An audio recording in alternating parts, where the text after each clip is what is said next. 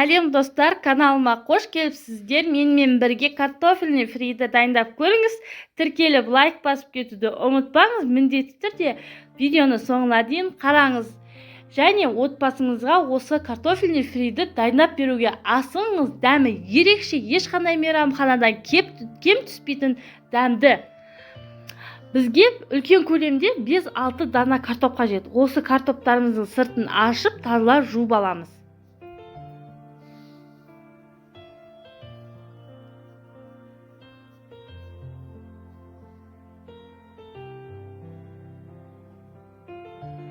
Міне осылайша ашылған, тазартылған картопымызды турауға дайындап қоямыз.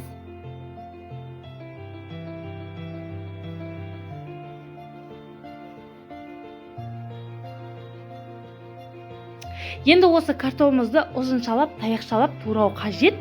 Видеодағыдай етіп, енді қалай турасаңыз да ол сіздің талғамыңызға байланысты, жұқа немесе қалың болуы. Мен осындай видеодағыдай етіп турадым. Сіз де өзіңіздің қалауыңыз бойынша турасаңыз болады. Енді осы туралған картоптарымызды 1 сағат суға батырып қоямыз. Крахмалы кеткен картопымызды енді салфетканың көмегімен суын сарқылтып аламыз. Құрғатып аламыз, яғни. Егер сізде салфетканың майлық болмайтын болса, сүлгілік көмегімен құрғатып алсаңыз болады. Міне осылайша майлықтың үстінен салып, және үстінен тағы да бастырып шықтым. Суы құрғау үшін.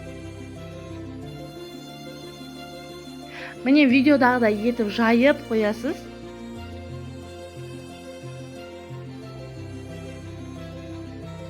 Салфетканың көмегімен үстінен бастырып шықтым. Картопымыз құрғайын деді. Осы құрғаған картопымызды шетке ысырып, енді үстінен салатын приправамызды дайындауға көшейік. Талғамыңыз бойынша 1 немесе 2 ас қасық тұзды саламыз. Және 2 ас қасық тәтті паприка.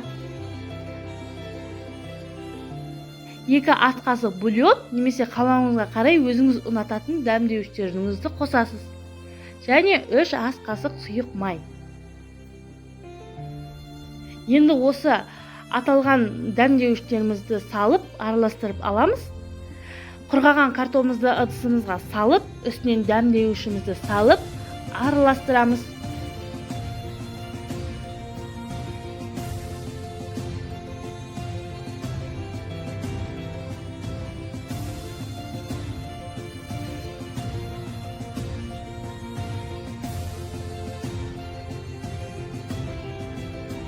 Енді үстінен 3 ас қасық сұйық майымызды құйып, тағы да араластырамыз.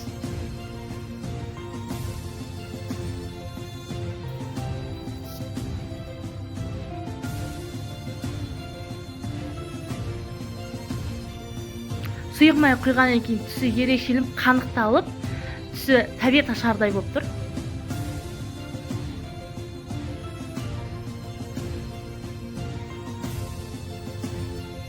Алдын ала қыздырылған пешке 180-200 градуста.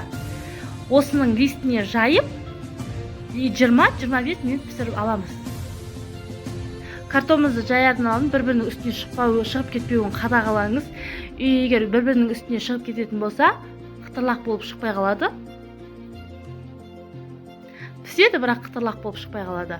Міне осылайша етіп жайып алдым, енді пешімізге 20-25 минутқа салып аламыз.